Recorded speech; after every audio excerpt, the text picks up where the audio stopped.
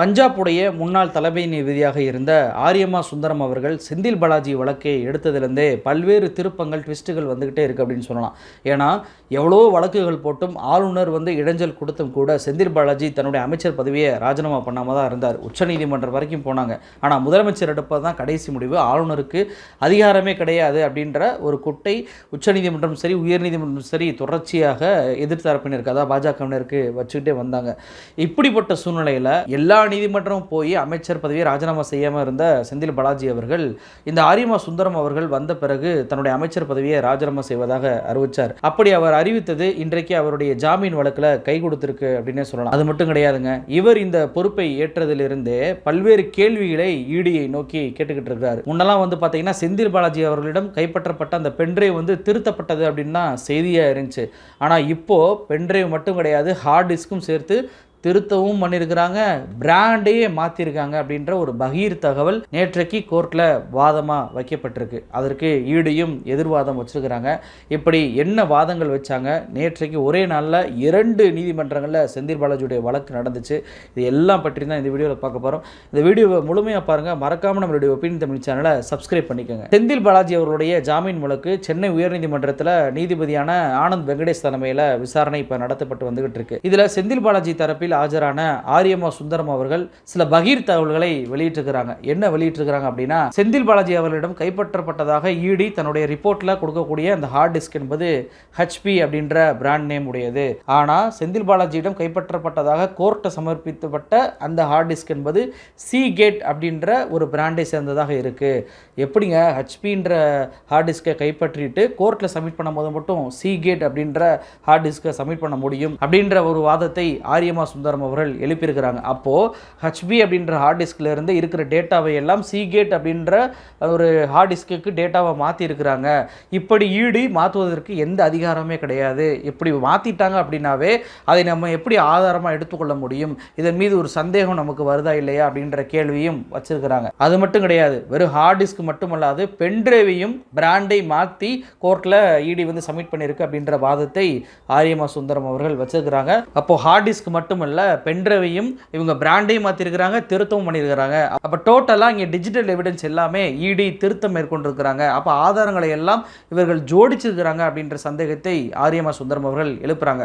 குறிப்பாக அந்த பென்ட்ரைவ் எடுத்துட்டீங்க அப்படின்னா, இந்த பென்ட்ரைவ் என்பது 2015 ஒரு ஃபோல்டர் உருவாக்கி இருக்கிறாங்க. ஆனால் அதே ஃபோல்டர் 2022 மாடிஃபை பண்ணப்பட்டிருக்கு. அதாவது ஒரு ஃபோல்டரில் 284 ஃபைல்ஸ் இருந்திருக்கு. ஆனால் அதே ஃபோல்டரில் பார்த்தீங்க அப்படின்னா 472 ஃபைல்ஸாக மாற்றம் பண்ணப்பட்டிருக்கு. அதாவது சில ஃபைல்ஸ்கள் அழிக்கப்பட்டிருக்கு, சில ஃபைல்ஸ்கள் கூடுதலாக சேர்க்கப்பட்டிருக்கு. அப்போது இங்கே 2015 இருந்த அந்த பென்ட்ரைவ் என்பது 2022 மாடிஃபை பண்ணப்பட்டிருக்குது. ஃபாரன்சிக் ரிப்போர்ட் மூலமாக மிக தெளிவாக தெரிய வருகிறது அப்படின்ற ஒரு கூடுதல் வாதத்தையும் ஆரியமா சுந்தரம் அவர்கள் வச்சிருக்கிறாங்க. அப்போ இங்கே டிஜிட்டல் எவிடன்ஸும் போலியா இருக்கு. செந்தில் பாலாஜி அவர்களும் தன்னுடைய அமைச்சர் பதவியை ராஜினாமா பண்ணியிருக்கிறார். இப்போ அவர் ஜாமீனில் வெளிவந்தார் அப்படின்னா ஆதாரங்களை எல்லாம் அழித்து விடுவார் அப்படின்னு சொல்வதில் எந்த ஒரு அடிப்படை அர்த்தமுமே கிடையாது என்ற வாதத்தோடு நிறைவு பண்ணியிருக்கிறாரு ஆரியமா சுந்தரம். செந்தில் பாலாஜி தரப்பு சொன்ன இந்த வாதத்திற்கு ஈடி தரப்பு ஒரு பதிலை தாக்கல் பண்ணியிருக்கிறாங்க. அவங்க என்ன சொல்கிறாங்க அப்படின்னா, நாங்கள் பென்ட்ரைவையோ அல்லது ஹார்ட் டிஸ்கையோ மாற்றம் பண்ணவே இல்லை.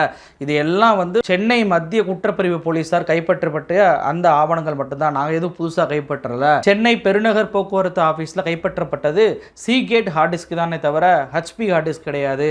மனுதாரர் அதாவது Senthil Balaji HP hard disk அப்படின்னு சொல்லிட்டு தவறாக புரிந்து கொண்டிருக்கிறார் அப்படின்ற வாதத்தை ஈடி வச்சிருக்கிறாங்க. அது மட்டும் கிடையாது, இன்னொரு பகீர் வாதத்தை வைக்கிறாங்க. என்ன சொல்கிறாங்க, அப்படியே பென்ட்ரைவோ அல்லது டிஜிட்டல் எவிடன்ஸோ மாற்றப்பட்டிருந்தாலும் கூட நீங்கள் அதை ட்ரையலில் தான் அதாவது விசாரணை செய்யும் போது மட்டும்தான் நீங்கள் அதை எடுத்து வைக்கணுமே தவிர பெயிலுக்கே அதை நீங்கள் இதெல்லாம் எடுத்து சொல்லக்கூடாது, இதெல்லாம் நீதிபதி ஏற்கக்கூடாது அப்படின்ற வாதத்தை ஈடி தரப்பில் ஆஜரான சுந்தரேஷ் அவர்கள் தன்னுடைய வாதமாக வைக்கிறார். அதாவது ஈடியோடைய வாதத்தை நல்லா நோட் பண்ணீங்கன்னா தெரியும். சென்னை மெட்ரோபாலியன் டிரான்ஸ்போர்ட் ஆஃபீஸில் கைப்பற்றப்பட்ட அந்த ஹார்ட் டிஸ்க் என்பது Seagate தானே சொல்கிறாங்க. அப்புறம் ஏன் ஈடி தன்னுடைய அறிக்கையில் இந்த ரிப்போர்ட் கோர்ட்டில் சப்மிட் பண்ண அந்த ரிப்போர்ட்டில் HP ஹார்ட் டிஸ்க் அப்படின்னு சொல்லி எழுதியிருக்கிறீங்க அப்படின்றது முதல் கேள்வி. அது மட்டும் கிடையாது, ஒருவர் தன்னுடைய ஹார்ட் டிஸ்க்கை மாற்றவே இல்லை அப்படின்னா நாங்கள் எந்த எவிடன்ஸையும் மாற்றவே இல்லை அப்படின்ற ஸ்டாண்டில் தான் நிற்பாங்க. ஒருவேளை மாற்றப்பட்டிருந்தாலும் அதை நீங்கள் ட்ரெயிலுக்கு வந்து பேசுங்க, பெயிலில் வந்து கேட்காதீங்கன்ற வாதம் வைக்கவே மாட்டாங்க. அப்போ இந்த வாதத்தை ஏன் ஈடி வைத்தது அப்படின்ற கூடுதல் கேள்வியும் வருது. இன்னொரு பக்கம் என்ன சொல்கிறாங்க, ஈடி சென்னை மத்திய குற்றப்பிரிவு போலீஸார் கைப்பற்றப்பட்டதை நான் கைப்பற்றணும், கூடுதலாக எதுவுமே கைப்பற்றல அப்படின்றாங்க.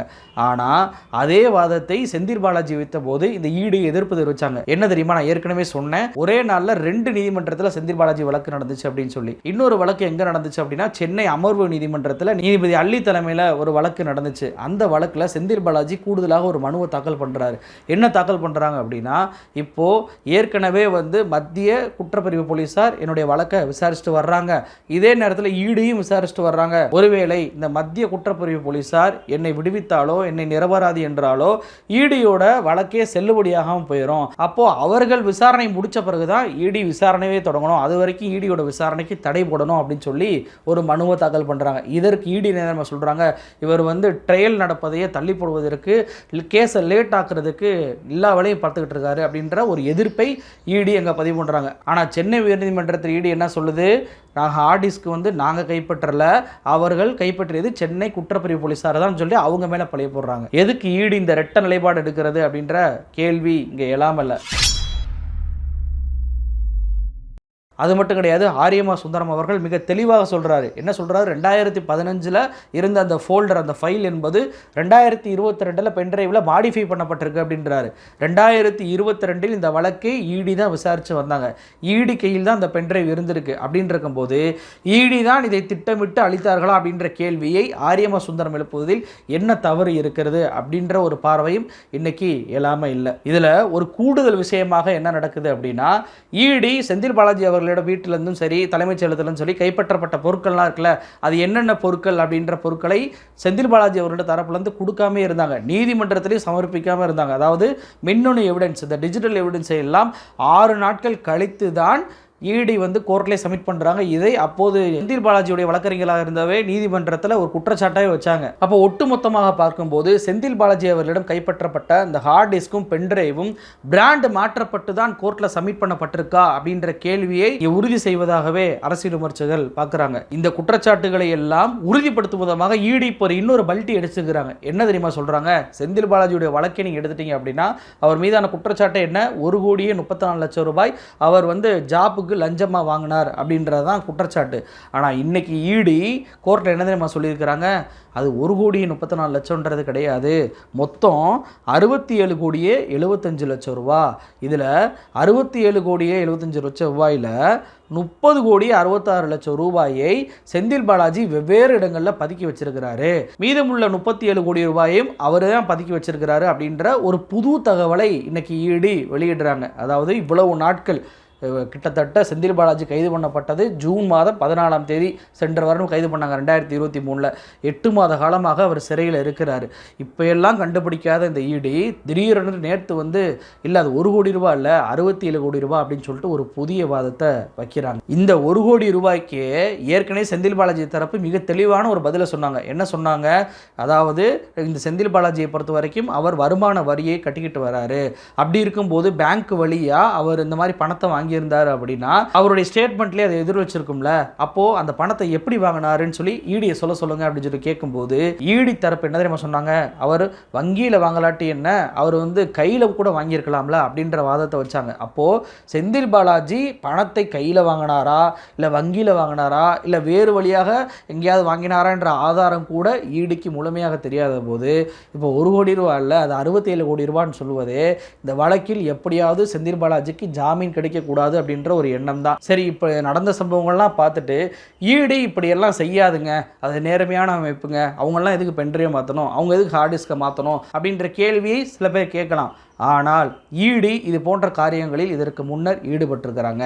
டெல்லியை பொறுத்த வரைக்கும் அங்கே சட்டத்துறை அமைச்சராக இருக்கக்கூடிய அதிசி அவர்கள் ப்ரெஸ்ஸை கூட்டி ஒரு குற்றச்சாட்டை ஈடி மீது வைக்கிறாங்க. என்ன சொல்கிறாங்க அப்படின்னா, 1.5 வருஷம் பழமையான ஒரு சாட்சியை வந்து விசாரித்த அந்த வீடியோ காட்சியில் வந்து ஆடியோ மட்டும் ஈடி டெலீட் பண்ணியிருக்கிறாங்க, அதில் வீடியோ மட்டும்தான் இருக்குது, ஆடியோவுக்கு பதிலாக ஈடி ஸ்டேட்மெண்ட்டாக ஒன்று கொடுக்குறாங்க, ஈடி கொடுக்கக்கூடிய ஸ்டேட்மெண்ட்டை நாங்கள் எதுக்கு நம்பணும், ஒவ்வொரு விசாரணை பண்ணும்போதும் சிசிடிவி வச்சு விசாரிக்கணும் அப்படின்றது சட்ட சட்டம் தானே. அப்படி இருக்கும்போது ஆடியோ மட்டும் எப்படி காணாமல் போச்சு அப்படின்ற கேள்வியை ஈடி மீது வச்சாங்க. அது மட்டும் கிடையாதுங்க, இப்போ ஜார்க்கண்டில் ஹேமந்த் சோரன் அவர்களை கைது பண்ணாங்க தெரியுமா?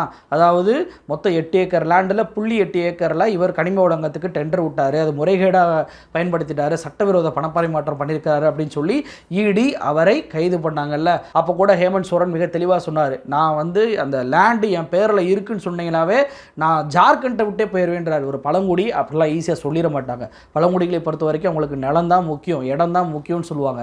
அப்படிப்பட்ட ஒரு பழங்குடி தான் வசிக்கக்கூடிய இடத்தை விட்டு தன்னுடைய மாநிலத்தை விட்டே வெளியேறுகிறேன் என்று சொல்லக்கூடிய அளவுக்கு சொல்கிறாருன்னா அப்போ எந்த அளவுக்கு அந்த லேண்டு அவருக்கு சொந்தமானது இல்லை அப்படின்ற உறுதியை அவர் கொண்டுள்ளார் அப்படின்றது தெரியுதானே. அப்போது ஹேமந்த் சோரன் வரக்கில் இந்த ஈடு என்ன தெரியுமா பண்ணியிருக்கிறாங்க? நமக்கெல்லாம் தெரியும், டெல்லியில் ஹேமந்த் சோரன் அவர்கள் இல்லாத போது அந்த வீட்டை நாங்கள் ரைடு பண்ணோம். ரைடு பண்ணி 36 லட்சமும் ஒரு சொகுசு காரை கைப்பற்றினதா ஈடி வந்து மீடியாலலாம் வெளியிட்டாங்க. அப்போ கூட ஹேமந்த் சோரன் அவர்கள் சொன்னாங்க, எங்கள் வீட்டில் நான் வந்து அப்படிப்பட்ட காரே இல்லைங்க எனக்கு, அது மட்டும் கிடையாது 36 லட்சமும் நாங்கள் வைக்கவே இல்லை அப்படின்ற ஒரு மறுப்பையும் தெரிவித்தார். இன்னைக்கு ஈடி வசமாக சிக்கியிருக்கிறாங்க. என்ன தெரியுமா சொல்லியிருக்கிறாங்க? BMW கார் ஹேமந்த் சோரன் கிடையாது, அது ஜார்க்கண்டில் இருக்கக்கூடிய ஒரு காங்கிரஸ் எம்பியோட காரு அப்படின்னு சொல்லி சொல்கிறாங்க. அது அந்த காங்கிரஸ் எம்பி யாருன்னு சொல்லி பார்த்தா நமக்கெல்லாம் தெரியும். சில நாட்களுக்கு முன்பு ஈடி ஒரு காங்கிரஸ் எம்பியோட வீட்டுக்கு போய் 350 கோடி ரூபா ரைடில் போய் பிடிச்சாங்க. அந்த பணத்தை எண்ணுவதற்கே 10 நாள் ஆச்சு. அப்படிப்பட்ட அந்த எம்பியோட கார் வந்து இப்போ ஹேமந்த் சோரனோட வீட்டில் இருந்துச்சுன்னு சொல்லி ஹேமந்த் சோரனை இந்த எம்பியோட வழக்கில் முடிச்சு போடுவதற்கான வேலையை இந்த ஈடி செய்கிறாங்க. நல்லா கவனிங்க, ஹேமந்த் சோரனை கைது பண்ணது எதுக்கு?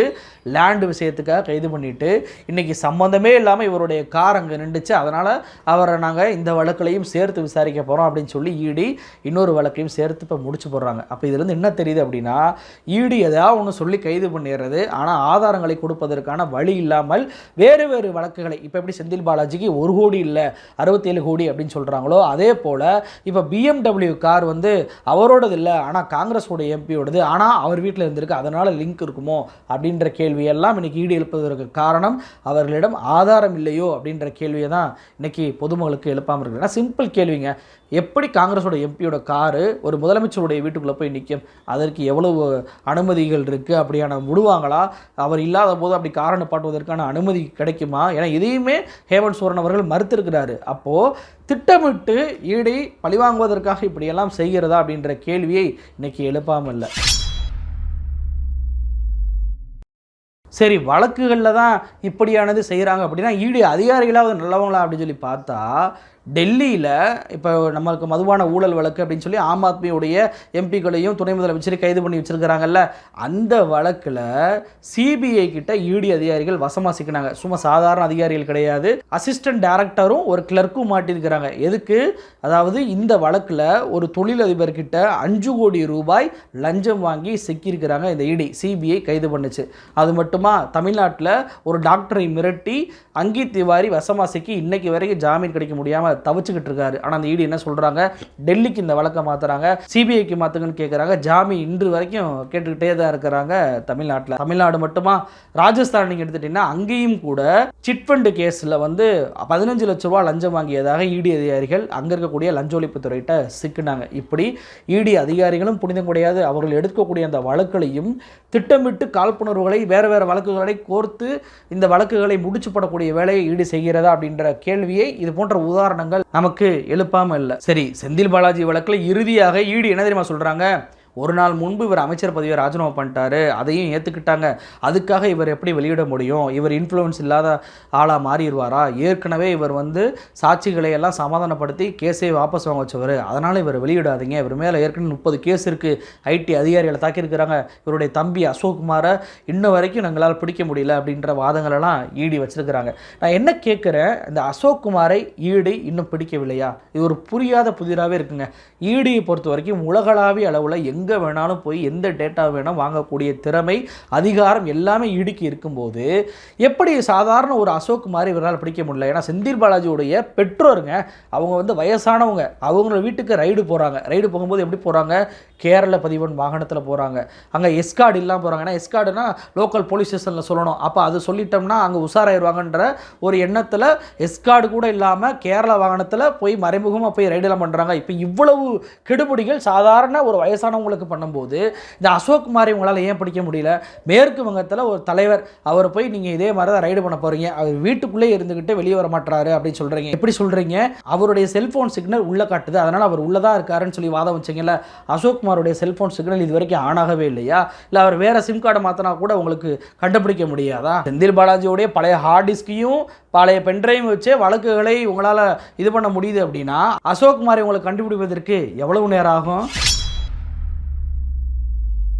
அது மட்டும் கிடையாதுங்க, இன்றைக்கி செந்தில் பாலாஜி தன்னுடைய அமைச்சர் பதவியை ராஜினாமா பண்ணிட்டார். அவர் இன்ஃப்ளூயன்ஸே இல்லாத ஆளாக மாறிட்டார். அப்படி இருந்தும் இந்த இடி எதிர்க்கிறாங்கல்ல.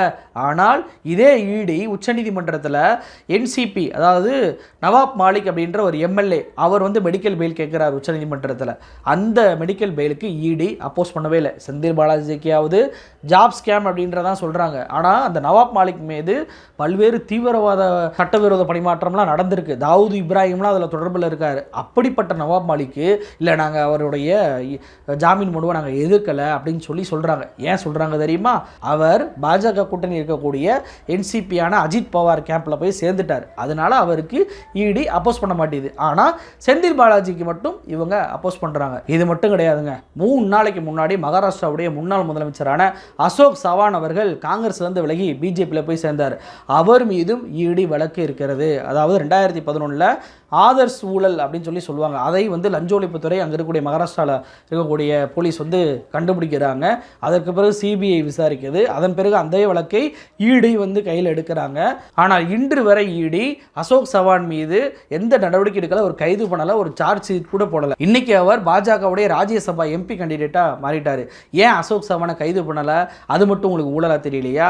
2018 இடி 505% வழக்குகளை அதிகமாக போட்டிருக்கிறாங்கல்ல. நீங்கள் குற்றஞ்சாட்டும் நபர்கள் பிஜேபியிலேயோ அல்லது பிஜேபி சார்ந்த கட்சியிலேயோ போய் சேர்ந்துட்டாங்க அப்படின்னா அவங்களுக்கு எதிர்ப்பும் தெரிவிக்க மாட்டீங்க, அவங்க வழக்கே நீங்கள் எடுக்க மாட்டீங்க, கைதும் பண்ண மாட்டீங்க. அதுவே பிஜேபி எதிர்ப்பு நிலையில் ஒருத்தர் இருந்தார் அப்படின்னா அவரை கைது பண்ணுவீங்க. அவர் அமைச்சர் பதவியை ராஜினாமா பண்ணாலும் அவரை நாங்கள் விட மாட்டோம், அவரை எதிர்ப்போம் அப்படின்னு சொல்லிட்டு அந்த ஜாமீன் மனுவை நீங்கள் எதிர்ப்பீங்க அப்படின்னா இதெல்லாம் என்ன நியாயம்? ஈடு என்பது நடுநிலையோடு இருக்க வேண்டாமா? ஒரு கட்சியுடைய சார்பு நிலையை எடுத்து நீங்கள் பண்ணீங்க அப்படின்னா அடுத்த ஆட்சி மாற்றம் வந்தால் உங்களுடைய நிலைமை என்னாகும் அப்படின்னு சொல்லி இன்னைக்கு சமூக ஆர்வலர்கள் பொதுமக்கள்லாம் கேள்வி எழுப்புறாங்களே. அதுக்கு உங்கள்கிட்ட பதில் என்ன இருக்கு? அப்போ செந்தில் பாலாஜி வழக்கை பொறுத்த வரைக்கும் இடி தரப்பு ரிப்போர்ட்டில் ஹச்பி ஹார்ட் டிஸ்க்குன்னு சொல்லி குறிப்பிட்டு கோர்ட்டில் சீகேட் ஹார்ட் டிஸ்க்கை சமர்ப்பணம் பண்ணியிருக்கிறாங்க. அது மட்டும் கிடையாது, பென்ட்ரைவுடைய பிராண்டு மாற்றப்பட்டிருக்கு. பென்ட்ரைவ் 2015 2022 மாடிஃபை பண்ணப்பட்டிருக்கு. 284 ஃபைல் என்பது 472 ஃபைலாக மாற்றப்பட்டிருக்கு. இந்த கேள்விகளுக்கெல்லாம் இடி பதில் சொல்ல வேண்டும். அதை நாங்கள் ட்ரையலில் தான் சொல்லுவோம். அப்படின்னா ஒருவர் தன் மீது குற்றச்சாட்டு வச்சிருந்தாங்க அப்படின்னா அந்த குற்றச்சாட்டில் அவர் என்ன சொல்கிறாரு, என் மீது தொடுக்கப்பட்டுள்ள இந்த வழக்கு போலியான ஆவணங்களை வச்சு தொடுக்கப்பட்டிருக்கு அப்படின்னா அதை தான் அவர் டிஃபெண்ட் பண்ணுவார். இல்லை நான் குற்றத்தை ஒப்புக்கிறேன், நீங்கள் ட்ரையலுக்கு வாங்க, அந்த இடத்துல நான் நிரூபிக்கிறேன் அப்படின்னு சொல்ல மாட்டார். அப்போ இடி தரப்பு இது போன்ற நடவடிக்கையில் ஈடுபட்டதா இல்லையா என்பதை கோர்ட்டு தான் இன்னைக்கு கண்டறியக்கூடிய சூழ்நிலைக்கு உள்ளாக இருக்கு. இப்படி ஈடு வைத்த வாதங்களுக்கு பதில் சொல்லுமாறு நீதிபதி ஆனந்த் வெங்கடேஷ் அவர்கள் இந்த வழக்கை தள்ளி வச்சிருக்கிறாரு. இதற்கு அடுத்த வழக்கில் வழக்கறிஞர் ஆரியமா சுந்தரம் அவர்கள் என்ன வாதம் வைக்கிறாங்க அப்படின்னு சொல்லி பொறுத்திருந்து பார்ப்போம். நன்றி.